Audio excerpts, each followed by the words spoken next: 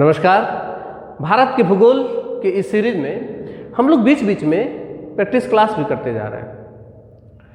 अर्थात भारत के भूगोल का जो भी पाठ्यक्रम विस्तृत तौर पर हमने इसके पहले की क्लासेस में कराई हैं, उन्हीं पाठ्यक्रमों से परीक्षाओं में आने वाले जो महत्वपूर्ण सवाल हैं, संभावित जो सवाल हैं, तथा वो सवाल जो परीक्षाओं में, आपकी प्रतियोगी परीक्षाओं में आए हैं, उन सभी प्रश्नों को हमने इस प्रैक्टिस क्लास में सम्मिलित किया है।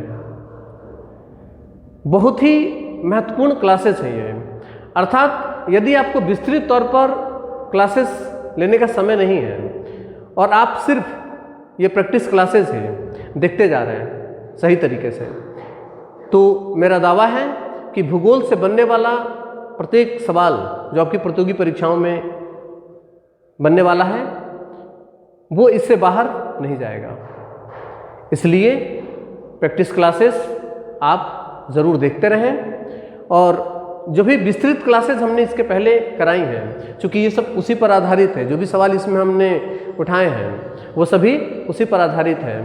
तो यदि आपको इसमें किसी तरह की कोई दिक्कत आ रही है तो आप विस्तृत क्लास जो इसकी हमने ली है, जैसे आज की जो क्लास है, इसमें मुख्यतः हम लोग दरों पर चर्चा करेंगे, लेकिन दरों पर जो विस्तृत क्लास है वो हमने पहले कर रखी है। तो यदि आपको इस पर विस्तृत क्लास देखनी है तो आप जो चैनल में भारत का भूगोल, इंडियन ज्योग्राफी नाम से एक प्लेलिस्ट है, उस प्लेलिस्ट में आप जाएं और उसके बाद से भारत के जो दर्रे हैं उसका संपूर्ण अध्ययन आप वहाँ से कर सकते हैं। ठीक है, आइए आज की क्लास प्रारंभ करते हैं, जिसमें सबसे अधिक सवाल हमने दर्रों से उठाए हैं। ठीक है ना।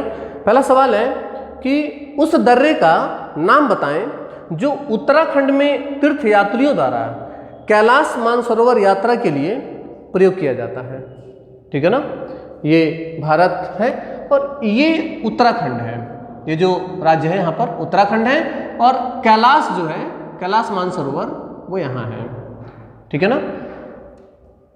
तो उत्तराखंड और तिब्बत, उत्तराखंड और तिब्बत की जो सीमा बन रही है, यहाँ पर मुख्यतः कुछ दर्रे हैं जो तीनों, अर्थात तिब्बत, उत्तराखंड अर्थात भारत और इधर है नेपाल, इन तीनों स्थानों को जोड़ने वाला जो दर्रा है, तीनों स्थानों को जो जोड़ने वाला दर्रा है, इसका नाम है लिपुलेख दर्रा। इसका नाम है लिपुलेख दर्रा। इसके अलावा यहीं पे नीति दर्रा, यहीं पे माना दर्रा, यहीं पे मुलिंग दर्रा, यहीं पर मुलिंग दर्रा, ये तमाम जो दर्रे हैं ये इसी सीमा पर हैं। अर्थात ये चीन अर्थात तिब्बत को उत्तराखंड अर्थात भारत से जोड़ते हैं। लेकिन इसमें जो लिपुलेख दर्रा है, ये जो लिपुलेख दर्रा है, लिपुलेख दर्रा भारत और नेपाल, भारत नेपाल, भारत चीन, अर्थात ये तीनों को आपस में जोड़ता है। तो लिपुलेख दर्रा का काफ़ी महत्व हो जाता है। यहाँ पर उत्तराखंड अर्थात उत्तराखंड से अगर कोई व्यक्ति मानसरोवर की यात्रा पर जा रहा है तो वो किस दर्रे को पार करेगा? लिपुलेख दर्रे को पार करके वहाँ पर पहुँचेगा। ठीक है ना। दर्रा कहा जाता है दो पर्वतों के बीच में जो आने जाने का रास्ता होता है, प्राकृतिक रूप से जो बना हुआ होता है, उसे हम दर्रा कहते हैं। ठीक है ना। अर्थात दो पर्वतों के बीच में आने जाने का जो प्राकृतिक रास्ता है उसे दर्रा कहा जाता है। तो इस तरीके से यहाँ से उत्तराखंड से, और जो यहाँ पर कैलाश मानसरोवर है, यहाँ पर अगर आप यात्रा के लिए जाते हैं, मानसरोवर की यात्रा पर जाते हैं, कैलाश की यात्रा पर जा रहे हैं, तो लिपुलेख दर्रा पार करके आप यहाँ पर पहुँचेंगे। तो सही आंसर होगा लिपुलेख दर्रा। ठीक है ना। अच्छा, एक चीज़ आप लोगों के लिए बता दें जानकारी के लिए कि जो भी बाकी दर्रे हैं, इसमें हम चूँकि दर्रों पर बात कर रहे हैं, तो जैसे पेंसिला दर्रा, बनिहाल दर्रा, उसके बाद खरदुंगला दर्रा, तो ये जो दर्रे हैं अगर आप इनके बारे में जानते हैं तो ठीक है, अगर आप इनके बारे में नहीं जानते हैं तो आप हमें कमेंट करके किसी भी दर्रे के बारे में जानकारी ले सकते हैं। जिस भी दर्रे के बारे में आपको जानकारी नहीं है, आप हमें कमेंट करेंगे और हम आपको उस दर्रे की जानकारी अगले वीडियो में या फिर कमेंट में ही हम जरूर देंगे। ठीक है। आइए अगला सवाल है, तवांग और लहासा को जोड़ने वाले दर्रे का क्या नाम है? तवांग और लहासा, तवांग और लहासा को जोड़ने वाले जो दर्रा है, तवांग अरुणाचल प्रदेश में है, यहाँ पे, ठीक है ना, यहाँ पे, और एक लहासा ये तिब्बत में है। ये मुख्यतः बौद्धिस्ट क्षेत्र है। इन दोनों स्थानों को जोड़ने के लिए तिब्बत और भारत में अरुणाचल प्रदेश की सीमा पर यहाँ पर एक दर्रा है, नाम है, क्या नाम है, बुमला दर्रा। इसको बुमडिला दर्रा भी कहते हैं, इसको बुमडिला दर्रा भी कहा जाता है। सही नाम है बुमला दर्रा, तो सही आंसर है बुमला दर्रा, ठीक है ना। इसमें भी कुछ हमने अलग दर्रों के नाम लिखे हैं, जैसे कि ऑप्शन में दिया गया है चनकन दर्रा, हपुनगन दर्रा और कुमाज बंग दर्रा। अगर आप इन दर्रों के बारे में जानते हैं हमें कमेंट करके ज़रूर बताएंगे, नहीं जानते हैं तो उससे पूछेंगे, हम उसके बारे में आपको जानकारी दे देंगे कमेंट में ही या फिर उसके अगली क्लास में। अगला सवाल है कि निम्नलिखित में से किस दर्रे को जम्मू और श्रीनगर को जोड़ने वाला गेट के रूप में जाना जाता है? जम्मू और श्रीनगर, जम्मू और श्रीनगर, जम्मू और श्रीनगर को जोड़ने वाला जो दर्रा है, ऑप्शन है लानकला दर्रा, चांगला दर्रा, बनिहाल दर्रा और अगहिल दर्रा। सही आंसर है बनिहाल दर्रा। बनिहाल दर्रा जो है ये जम्मू को श्रीनगर से जोड़ता है। ये पीर पंजाल श्रेणी के अंतर्गत आता है। पीर पंजाल श्रेणी के अंतर्गत कश्मीर राज्य के अंतर्गत आता है। कश्मीर राज्य के अंतर्गत पीर पंजाल श्रेणी के अंतर्गत आता है कौन सा? बनिहाल दर्रा, ठीक है। अगला सवाल है कि हिमाचल प्रदेश का एक बड़ा पर्यटक आकर्षक स्थल है, अर्थात हिमाचल प्रदेश में कई सारे दर्रे हैं। मुख्यतः यहाँ पे सिपकिला दर्रा, जैसे कि यहाँ भारत और हिमाचल प्रदेश और यहाँ तिब्बत को जोड़ने वाला यहाँ पर एक दर्रा है, ये सिपकिला दर्रा। इसके अलावा हिमाचल प्रदेश में अंदर मुख्यतः दो और दर्रे हैं, ठीक है ना, बारालाचा दर्रा और रोहतांग दर्रा। चूंकि रोहतांग दर्रे से दो नदियाँ निकलती हैं। रोहतांग दर्रे से इसके उत्तर से एक नदी निकल करके आगे वो जा करके झेलम में मिल जाती है, झेलम चेनाव में, और एक नदी यहीं से निकल करके और भारत के ही कपूरथला में यहाँ से निकलने वाली एक नदी सतलज में मिल जाती है। यहाँ से निकलने वाली एक नदी सतलज में जाकर के एक नदी यहीं से आकर के मिलती है। तो रावी और ब्यास, मुख्यतः रावी और ब्यास नदियों का जो उद्गम हुआ है वो रोहतांग दर्रे से हुआ है। ये काफ़ी खूबसूरत है, पर्यटक स्थल भी बन जाता है, ठीक है ना। तो यहाँ से सवाल पूछा गया है कि हिमाचल प्रदेश का एक बड़ा पर्यटक आकर्षक स्थल है। जो भी दर्रे होते हैं काफ़ी खूबसूरत होते हैं, ठीक है ना। तो अगिल दर्रा, चांगला दर्रा, ठीक है, मिंटका दर्रा, इसमें रोहतांग दर्रा जो है यही हिमाचल प्रदेश में है। सही आंसर होगा रोहतांग दर्रा। अगला सवाल दर्रों से नहीं है, पूछा गया है कि बरकला, चवारा, चवाक्कड़ और नतिक्का, ठीक है, बरकला, चवारा, चवाक्कड़, नतिक्का। फिर से सुनिए नाम, अजीब सा नाम है, बरकला, चवारा, चवाक्कड़ और नतिक्का। ये किस राज्य के समुद्री तटीय क्षेत्र हैं? अर्थात ये जो भी स्थान यहाँ पर नाम लिखे गए हैं ये समुद्र से लगे हुए हैं, किनारे हैं। सवाल पूछा गया किस राज्य के हैं, किस राज्य के? ये बरकला, चवारा, चवाक्कड़ और नतिक्का ये भारत के यहाँ पे इस तटों पे, अर्थात केरल का जो तट है यहाँ पर स्थित हैं, ठीक है। तो सही आंसर होगा बरकला, चवारा, ये सारे कहाँ हैं? केरल राज्य में, ठीक है ना। केरल का ये तटीय क्षेत्र बनाते हैं। अगला सवाल है कि भारत में सबसे ऊंचाई पर स्थित रेलवे स्टेशन, सबसे ऊंचाई पर स्थित रेलवे स्टेशन जो है किस राज्य में है? ऑप्शन है पश्चिम बंगाल, उत्तर प्रदेश, कश्मीर और सिक्किम, ठीक है ना। इसमें भारत का जो सबसे ऊंचाई पर स्थित रेलवे स्टेशन है वो दार्जिलिंग में है। दार्जिलिंग कहाँ है? ये भारत के एक राज्य है सिक्किम, और ये सिक्किम की सीमा बनती है। लेकिन यहाँ पे एक हिल स्टेशन बनता है, इसका नाम है दार्जिलिंग, और ये लगता है आपके इस तरीके से यहाँ पे पश्चिम बंगाल, ये पश्चिम बंगाल है। तो पश्चिम बंगाल के अंतर्गत ही यहाँ पर एक स्थान लगता है, इसका नाम है दार्जिलिंग। ये भारत का सबसे ऊंचाई पर स्थित रेलवे स्टेशन है। सही आंसर होगा कौन सा? पश्चिम बंगाल। अगला सवाल है श्रीनगर कारगिल और लेह, श्रीनगर, कारगिल और लेह को कौन सा दर्रा जोड़ता है?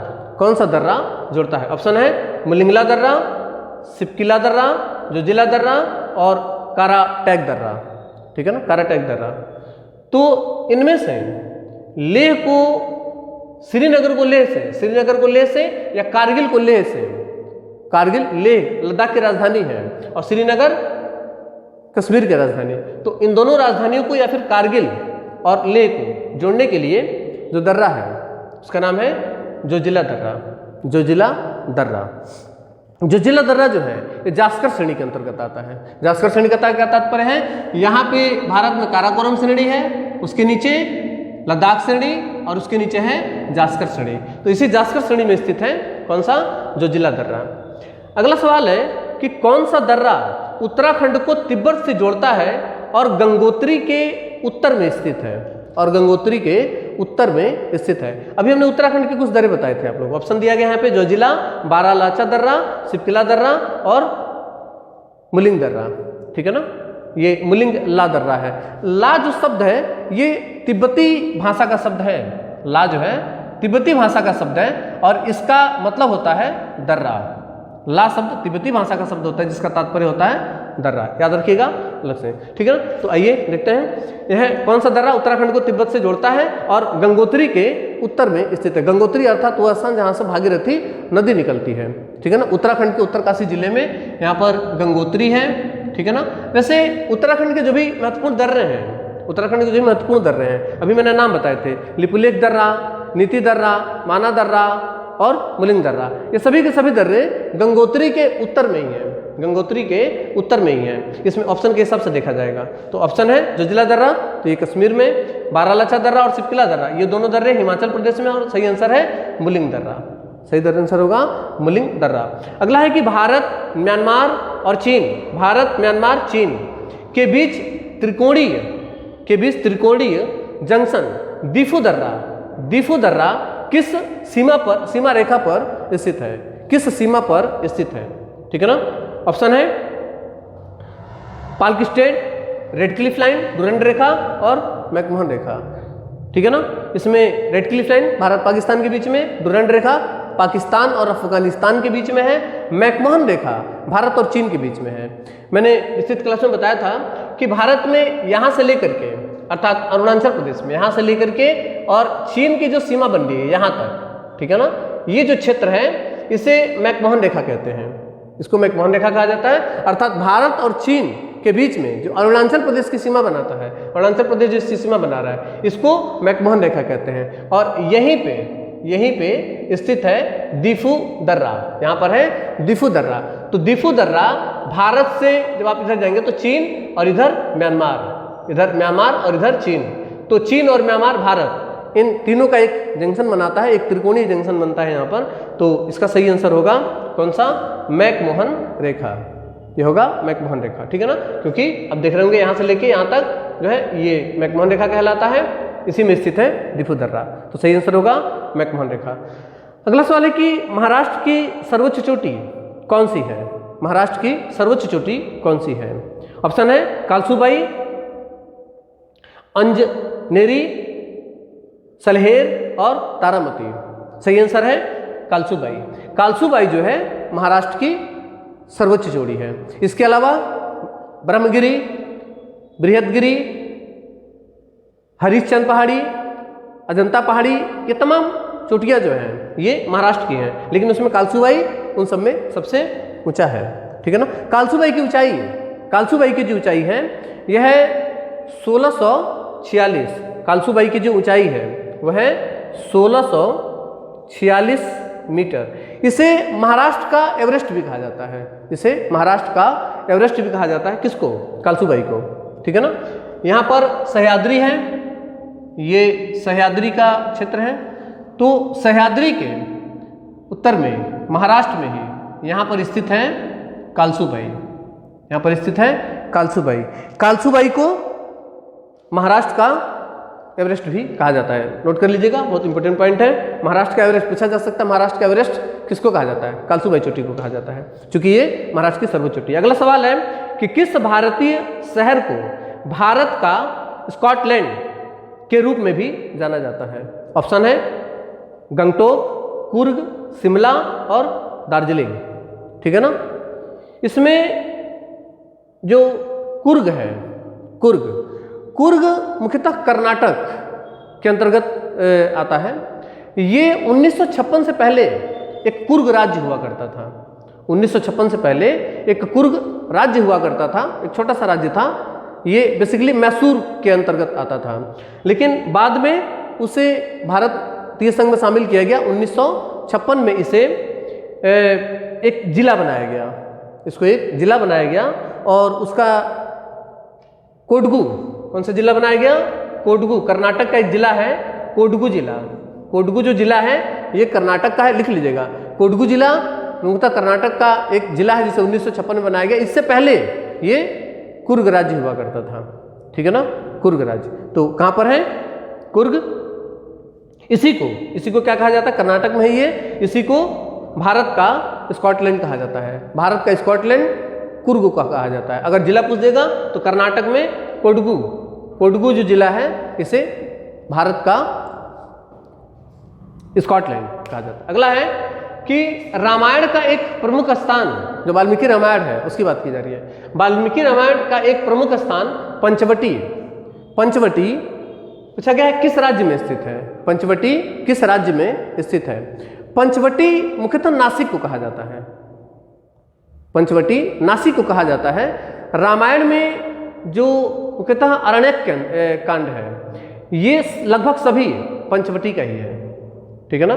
तो जब राम अयोध्या से इधर आए तो नासिक से ही, नासिक में यहाँ पे नासिक है, महाराष्ट्र का नासिक, और यहीं से एक नदी निकलती है गोदावरी नदी। इस तरीके से यहाँ पर गोदावरी नदी, तो गोदावरी नदी के किनारे पर नासिक है और इसी नासिक का पुराना नाम जो है वह है पंचवटी है। नासिक का पुराना नाम है पंचवटी, जो कि किस राज्य में होगा? महाराष्ट्र में। सही आंसर होगा महाराष्ट्र। अगला सवाल है कि भारत के किस शहर को पूर्व का एथेंस कहा जाता है? एथेंस ग्रीस की राजधानी है, यूनान की राजधानी हुआ करती थी एथेंस। साहित्य, शिक्षण और विद्वता का जो केंद्र है विश्व में, वो एथेंस को माना जाता था प्राचीन काल में। ठीक है ना। अरस्तु यहीं से थे, प्लेटो यहीं से थे। एथेंस और स्पार्टा ये सब ग्रीस के अंतर्गत अर्थात यूनान के अंतर्गत आने वाला क्षेत्र है। तो मुख्यतः आज भी एथेंस किसकी राजधानी है? ग्रीस की राजधानी है एथेंस। तो यहाँ पर सवाल पूछा गया है कि भारत के किस शहर को पूर्व का एथेंस कहा गया है? पूर्व का एथेंस। तो भारत में जो साहित्य है, अध्यात्म है, ठीक है ना, तो इसका जो केंद्र है ये तमिलनाडु में है। तमिलनाडु का जो मदुरै शहर है, तमिलनाडु का मदुरै, ये भारत में एक आध्यात्मिक अर्थात साहित्यिक विद्वता के आधार पर काफी प्रसिद्ध स्थान है। मदुरै कहाँ का? तमिलनाडु। इसी को क्या कहा जाता है? पूर्व का एथेंस कहा जाता है। तो पूर्व का एथेंस मदुरै, तमिलनाडु का मदुरै जो है इसे पूर्व का एथेंस कहा जाता है। ठीक है ना। अगला सवाल है कि भारत का सबसे ऊंचाई पर स्थित दर्रा कौन सा है? भारत का सबसे ऊंचाई पर स्थित दर्रा कौन सा? ऑप्शन है जोजिला, काराकोरम, शिवकिला और खरदुगला। इसमें जो काराकोरम दर्रा है, काराकोरम दर्रा, ये काराकोरम श्रेणी पर स्थित है। ये काराकोरम श्रेणी है यहाँ पे। ठीक है ना। ये चीन को पाकिस्तान से जोड़ता है, चीन को पाकिस्तान, ये मुख्यतः पीओके वाले क्षेत्र में जाके खुलता है। और काराकोरम जो दर्रा है इस पर मुख्यतः चीन का अधिकार है, अर्थात अक्साई चीन वाला जो क्षेत्र है उस क्षेत्र के अंतर्गत ये आता है। तो ये भारत की सबसे ऊंचाई पर स्थित दर्रा है। ठीक है ना। भारत का सबसे ऊंचाई पर स्थित दर्रा काराकोरम दर्रा है, जो कि मुख्यतः चीन को भारत से कहिए या फिर चीन को पीओके वाला क्षेत्र, चूंकि वो भारत का हिस्सा है तो उसी से जोड़ता है काराकोरम दर्रा। ठीक है ना। यारकंद मार्ग, प्राचीन काल में यारकंद जो मार्ग है वो इसी से होकर के जाता था। वर्तमान में चीन का इस पर राजनीतिक अधिकार है। ठीक है ना। अगला सवाल है सिल्क रूट किस दर्रे में स्थित है? सिल्क रूट, जब भारत में कुषाण वंश में कनिष्क राजा हुआ करता था उस समय चीन में रेशम का आविष्कार हुआ था। उस समय चीन में रेशम का आविष्कार हुआ था और रेशम का व्यापार कनिष्क के टाइम पे भारत में शुरुआत की गई थी। भारत और चीन से रेशम के व्यापारिक संबंध स्थापित किए गए थे और वो सिक्किम के द्वारा, सिक्किम के माध्यम से, अर्थात यहाँ पर एक भारत का प्रमुख दर्रा है, नाम है नाथुला दर्रा। उसका नाम है नाथुला दर्रा। तो नाथुला दर्रा से ही उस सिल्क का व्यापार भारत में होता था, ठीक है ना। तो इसी वजह से इस दर्रे को ही कहा जाता है सिल्क रूट। इस दर्रे में स्थित है सिल्क रूट, ठीक है ना। तो भारत और चीन के बीच में जो व्यापारिक संबंध है वो किसके माध्यम से होते हैं, किस रास्ते से होता है, सिल्क रूट के माध्यम से होता है। तो सही आंसर होगा किस दर्रे के सिल्क रूट किस दर्रे में स्थित है। तो काराकोरम, जोजिला, नाथुला और पेंसिला, सही आंसर होगा नाथुला दर्रा, ठीक है ना। अगला सवाल है कि किस दर्रे के समीप से रावी तथा ब्यास नदियों का उद्गम होता है। अभी थोड़ी देर पहले हमने बताए थे यहाँ पे, ठीक है ना। यहाँ पर हिमाचल प्रदेश में मुख्यतः 3 दर्रे हैं। पहला सिपकिला दर्रा, दूसरा बारालाचा दर्रा और तीसरा रोहतांग दर्रा। इसी रोहतांग दर्रे से ही 2 नदियों का उद्गम होता है, एक रावी और दूसरा ब्यास। तो रावी और ब्यास नदियों का जो उद्गम हुआ है वो किस दर्रे से हुआ है, रोहतांग दर्रे से हुआ है, ठीक है ना। खरदुंगला दर्रा किस राज्य में स्थित है। खरदुंगला दर्रा जो है ये किस राज्य में स्थित है। लेह लद्दाख की राजधानी है। तो लेह को सियाचिन से जोड़ने का काम करता है, लेह को सियाचिन से। यहाँ पर है लेह और काराकोरम श्रेणी में एक ग्लेशियर है यहाँ पे सियाचिन। तो लेह को सियाचिन से जोड़ने का काम एक दर्रे के द्वारा किया जाता है और यहीं पर स्थित है एक दर्रा, क्या नाम है, खरदुंगला दर्रा। किस राज्य में, लद्दाख राज्य में। चूंकि लद्दाख और सियाचिन दोनों लद्दाख के अंतर्गत आते हैं तो इन दोनों स्थानों को जोड़ता है खरदुंगला दर्रा। किसके अंतर्गत आएगा, लद्दाख राज्य के अंतर्गत, ठीक है ना, लद्दाख। ये लेह को सियाचिन से जोड़ता है, ठीक है।